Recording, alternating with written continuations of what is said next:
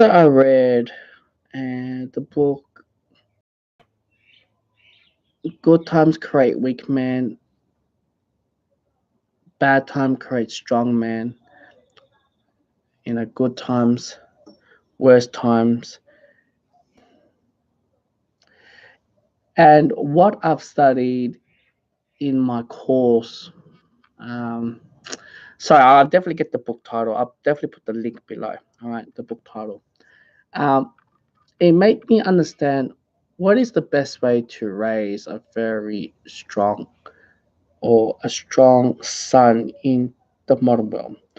Now, when I speak about this, is because of now we have all these gender studies and the feminist studies, and the academia is leaning towards girls, and we've got most guys who are fidgeting a dump down medication. And I'm supposed to be one of them to be dumped down medication where I was dyslexic and ADHD, right? I'm glad that my parents didn't. Maybe they did dump me down a bit of medication, but not too much. Um, Sadly, I see one of my former classmates, which I met a week ago. Um, he has heavily was under the drugs, antidepressants. Is it antidepressants or something to control, tame them down due to because of the because he was having a ADHD. And now he's been suffering all sorts of problems, and one of them is the mental health depression. He never gets away from them. Okay, so now you understand a bit of story. Why I believe the best way to raise.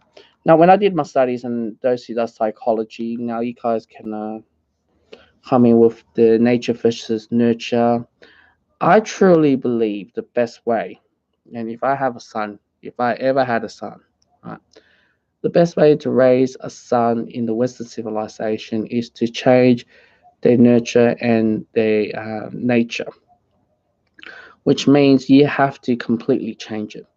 And in my opinion, I believe, based on my personal individual experience, is to chuck them into a boarding school, into a very, very strong, dominated male countries. Now, when I talk about strong countries, I think about those are third world countries. Um, if you happen, this only works if you happen to marry to a Chinese or Vietnamese or South America, or maybe not South America, yeah, South America, yeah, or perhaps very, very the right, maybe right wing state, conservative state, or if it's the Western world, or perhaps going to Africa or Middle East. Now, I know it sounds very, very largely speaking on continent wise, but what I'm speaking is, I think it should have the boys should be always be a group of guys and have a bit of talk, intergenerational, and they give them the best ideas and taught them the way and structure, how to be living in the modern, like how to be a provider as a male, not just an income, but also just for a household, or just teach them how to be, to able to get into society.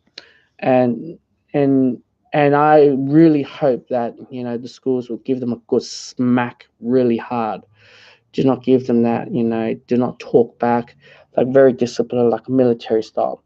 I think military right now in the Western world, it's a bit, I don't know how to put it this, but it's another good way of form. But if you enter in the war, that's a different story. Um, in but it still creates a very strong male. Don't get me wrong.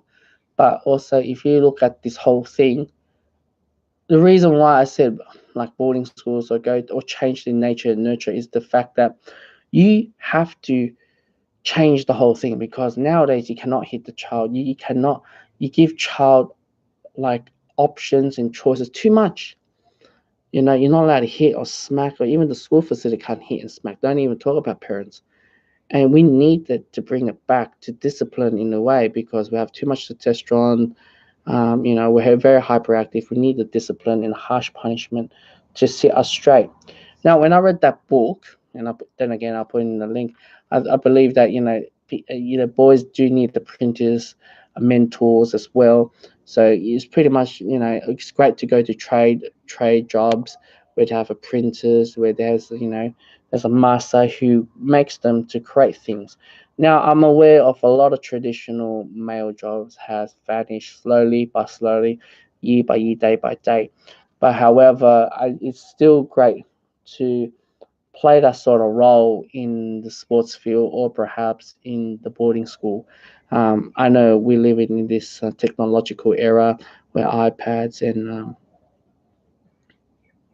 technology was if you keep your child in the Western world, he's just gonna dump down with bloody iPads, and it's just gonna be a form of what's been the feminist teachers are banging on them really really hard on this sort of topics, on egging them for being a male.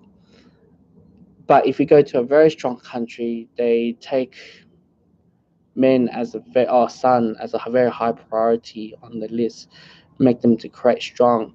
If you create strong men, you're creating strong wage earner in the future, create strong family unit instead of this whole thing.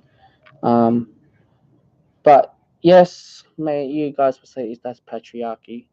But to be honest with you guys, it's not.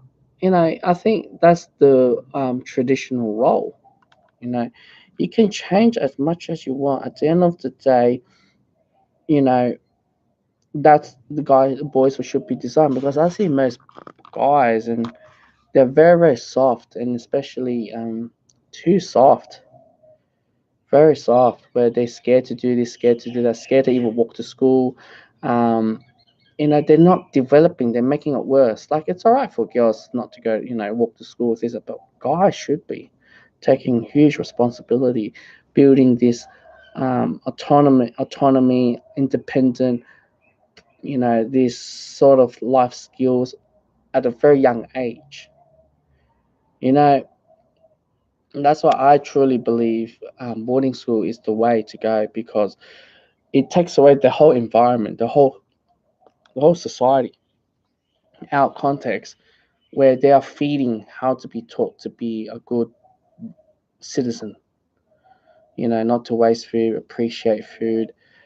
And I know we live in GMO society, but they taught you stuff like, maybe I'm talking speak on this sort of stuff. Maybe they don't play, but I'm pretty sure they play a lot of traditional values as well.